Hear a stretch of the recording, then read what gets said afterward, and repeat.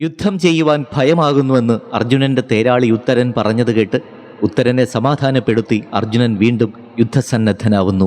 അർജുനൻ ഉത്തരനോട് പറഞ്ഞു, ഉത്തരാ, ഭീഷ്മപിതാമഹൻ ആ തേരിൽ ഇരിക്കുന്നത് നീ കാണുന്നില്ലേ? അദ്ദേഹത്തിൻ്റെ അരികിലേക്ക് നീ തെളിച്ചാലും അദ്ദേഹത്തെ കൂടി എനിക്ക് ജയിക്കേണ്ടതുണ്ട്. ഇതിനിടയിൽ പല മഹാരഥന്മാരും യോദ്ധാക്കളുമൊക്കെ അർജുനനോട് എതിരിടാൻ വന്നു. പക്ഷേ അവരെയെല്ലാം അർജുനൻ അവഗണിക്കുന്നു. എന്നിട്ട് ഭീഷ്മരുടെ അടുത്തേക്ക് അർജുനൻ കുതിക്കുന്നു. അർജുനൻ തൻ്റെ നേർക്ക് വരുന്നത് കണ്ട് ഭീഷ്മർ യുദ്ധസന്നദ്ധനായി നിന്നു. അർജുനൻ അടുത്തെത്തുന്നതിന് മുൻപ് തന്നെ ഭീഷ്മർ അർജുനനു നേരെ ശരങ്ങൾ അയയ്ക്കുന്നു. പക്ഷേ അർജുനൻ അവയെല്ലാം തടുത്തു. യുദ്ധം അതിഭീകരമായി. എല്ലാവരും ആ യുദ്ധം നോക്കി നിന്നു. അർജുനനോട് യുദ്ധം ചെയ്യുവാൻ ഭീഷ്മർക്കല്ലാതെ ആർക്കാണ് സാധിക്കുക? ഏറെ നേരം അവർ രണ്ടുപേരും ദിവ്യാസ്ത്രങ്ങൾ കൊണ്ട് യുദ്ധം ചെയ്തു. അർജുനൻ ഭീഷ്മപിതാമഹന്റെ വില്ല് പൊട്ടിച്ചു. അദ്ദേഹം മറ്റൊരു വില്ലെടുത്ത് യുദ്ധം തുടർന്നു.